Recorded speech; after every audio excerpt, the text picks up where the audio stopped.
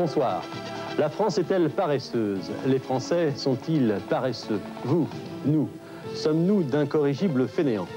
Eh bien, c'est à cette question que nous allons répondre ce soir. Comment?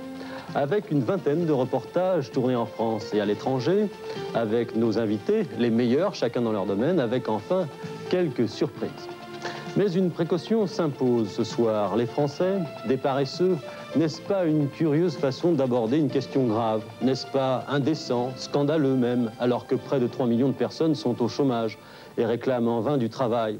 Ce sera à vous de juger le livre de Victor Scherer qui sert de point de départ à cette émission. Champion des congés répétés, des grands week-ends et des petites pauses, nous sommes désormais, selon lui, les derniers de la classe. Nous travaillons moins, beaucoup moins que nos concurrents du monde industrialisé. Situation absurde, ceux qui, chez nous, ont un emploi ne travailleraient pas assez, alors même que ceux qui voudraient travailler n'ont pas de travail. Comme si la paresse des uns fabriquait le chômage des autres.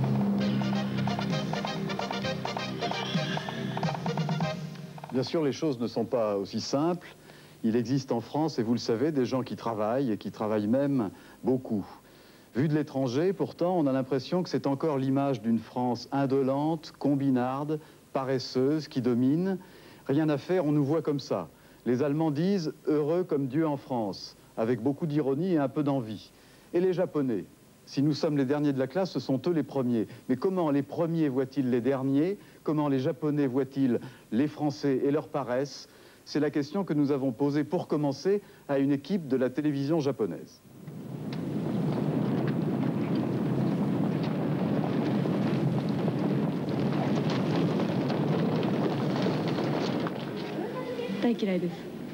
Je n'aime pas les Français. Nous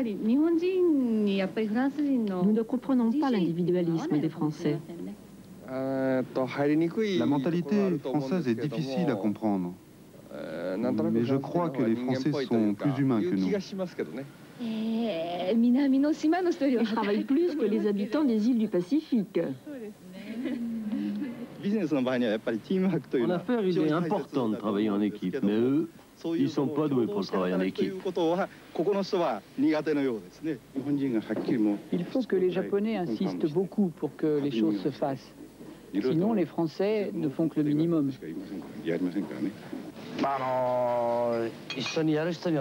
Ça dépend avec qui ils travaillent. Mais en général, ils ne font pas d'heures sup. Quand je leur donne l'exemple, certains travaillent bien. Ils ne sont pas tous paresseux. Certains font des efforts. D'autres non. Il y a les deux extrêmes. L'écart est très grand. Comment maintenez-vous l'équilibre? Il faut les forcer à travailler. C'est la seule façon d'y arriver. Oui, sinon le restaurant ne marcherait pas.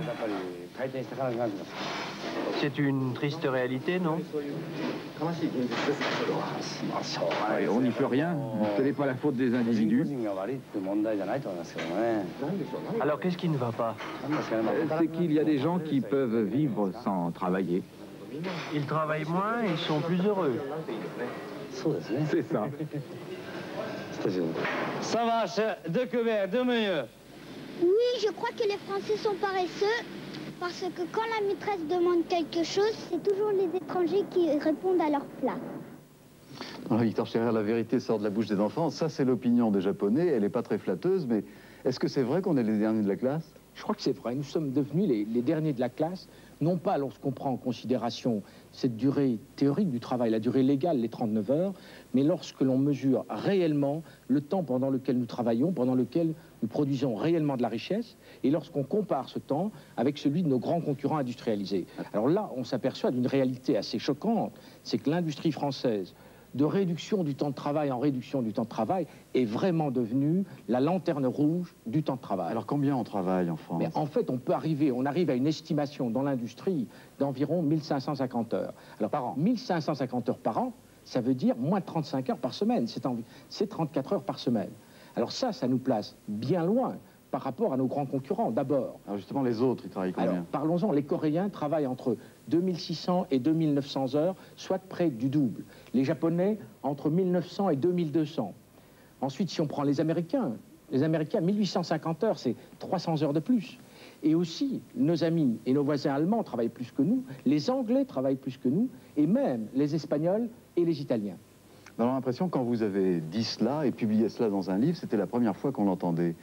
Comment ça se fait? Je crois que c'est assez surprenant, mais tout simplement parce qu'on s'était polarisé sur la durée théorique du travail, sans examiner la durée réelle effective, celle pendant laquelle nous produisons réellement de la richesse. Ça veut dire qu'en France, il y a davantage de pauses, d'absentéisme, de congés spéciaux que partout ailleurs? Je crois qu'en matière de temps de non-travail, nous sommes en fait, malheureusement, et parfois à notre insu, les champions. Et je crois que si ce livre, La France paresseuse, a déclenché un tel débat, c'est bien parce que ce livre s'est attaqué à un sujet tabou.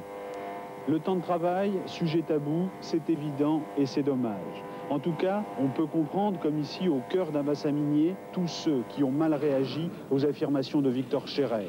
Ces vacances, ces congés, ces week-ends et ces pauses, il aura fallu aux travailleurs français et aux travailleurs immigrés qui parfois les ont relayés plus d'un siècle pour les conquérir. Un siècle de revendications, de conflits sociaux, un siècle de grèves.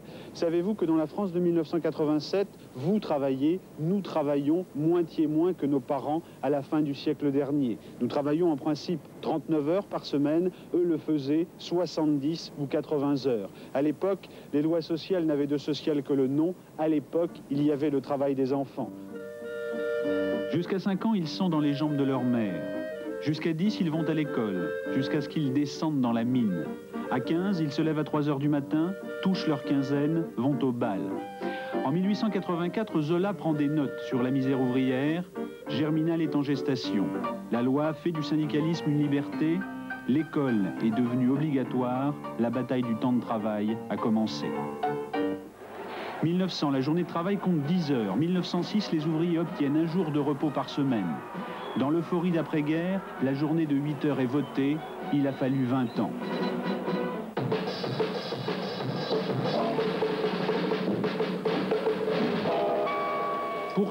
Pourtant, la règle est l'exception. Et les semaines de travail de la belle époque ont en moyenne 60 heures et plus. L'Allemagne ne paie pas, c'est la France seule qui doit reconstruire et vite. Les cadences augmentent, le travail à la chaîne apparaît, les syndicats, eux, négocient les assurances sociales. 1933, l'effet à retardement du krach de 29, la réduction du temps de travail n'est alors qu'hypothèse d'école. Nous avons connu celle de 60 heures, puis celle de 48. La semaine de 40 heures de travail est la solution chiffrée de ce problème en son stade actuel.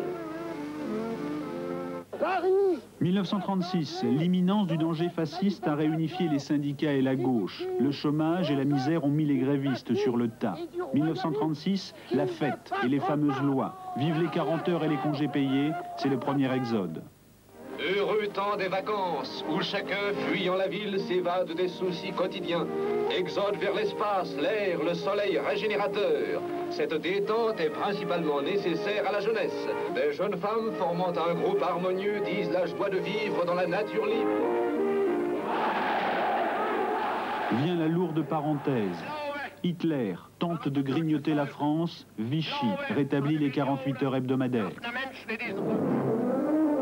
1946 est marqué par le retour aux 40 heures.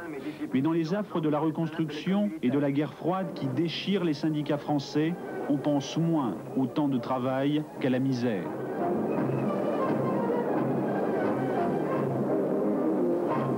Manifestation en apparence dégagée de toute considération politique, mais révélatrice d'une inquiétude grandissante. La troisième semaine de congés payés est votée en 1956. On parle des week-ends. Fini l'après-guerre, la mode est à la consommation. Elle bouleverse les comportements, estompe la notion de classe. Sur les routes de France, la 4 chevaux et la Dauphine ont facilité le brassage social. Dans les campings se rencontrent les cols blancs et ceux qui ont laissé leur bleu à l'usine. Qui fait de Paris un petit faubourg de Valence. C'est la France qui travaille, vive leur sup, la consommation rend béat. Ça te plairait un téléviseur couleur? J'en rêve. Tu as une préférence pour une marque? Non, pourvu que ce soit la couleur. La télévision décline désormais le loisir, devenu acquis social. 1960, 60 heures sont consacrées au loisir, dont 16 à la seule télévision. 5 colonnes sont à la une, Guy Lux en est à Interville. S'il n'y avait cette génération qui n'a connu ni la guerre, ni les privations. Paris. 1968, le sursaut d'une France qui meurt de ses conformismes. Vive la qualité de la vie. Dans les 10 ans qui suivent, la semaine de 35 heures enrichit le vocabulaire syndical, mais la civilisation du loisir est encore à naître. 1 Français sur 2 ne part pas en vacances, 9 Français sur 10 n'ont jamais pris l'avion.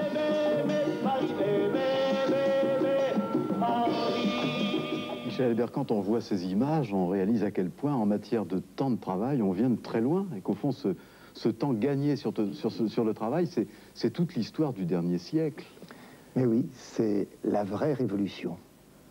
Avant, presque toute l'humanité, pendant presque toute l'histoire, a été vraiment accablée, oppressée par les tâches quotidiennes. On n'avait jamais fini de travailler, tout était travail.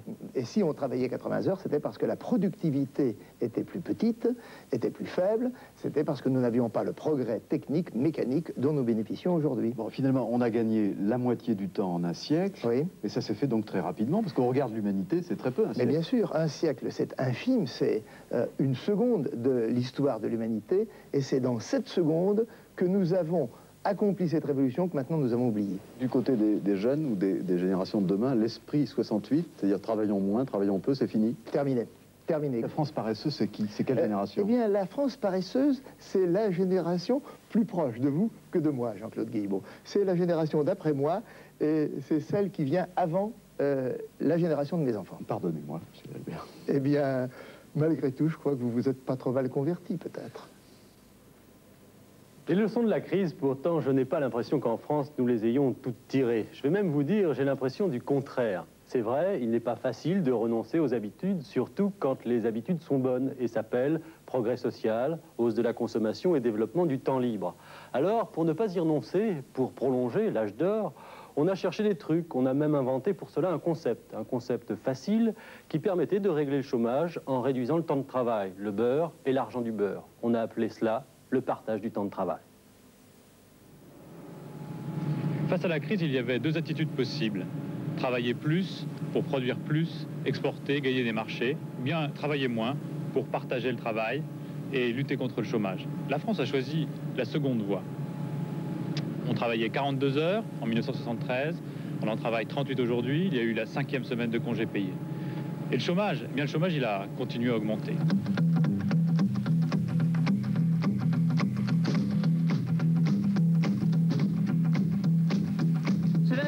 1 700 000 chômeurs.